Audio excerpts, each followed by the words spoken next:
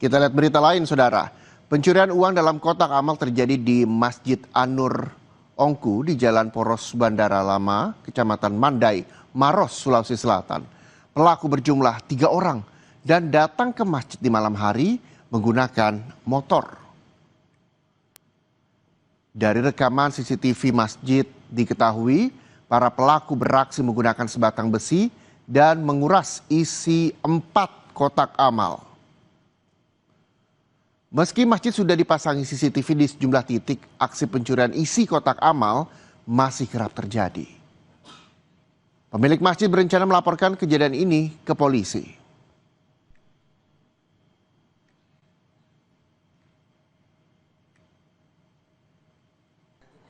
Kalau ikut sedikit kan terbang sedikit.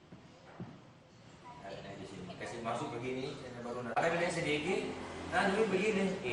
Keluar uang untuk ujungnya atau bagaimana itu ditarik satu persatu naik. Nah, sudah itu diulang-ulangi.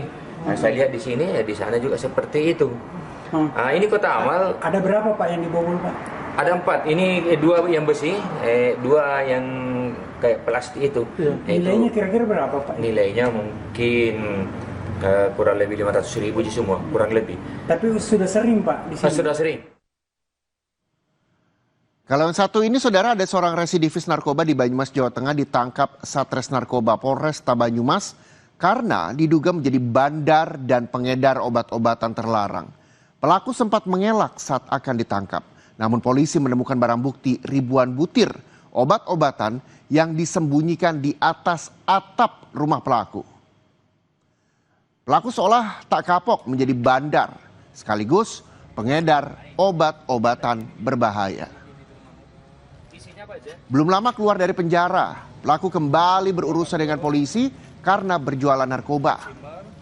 Saat akan ditangkap, pelaku mengelak dan mengaku sudah tidak menjual obat-obatan.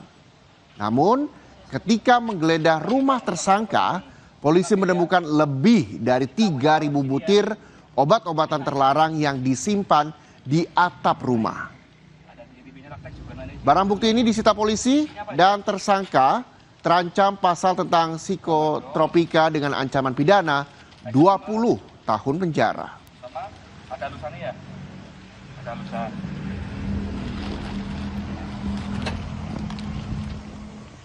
Oke. Itu di sana ada saksi dari lingkungan Pak RT.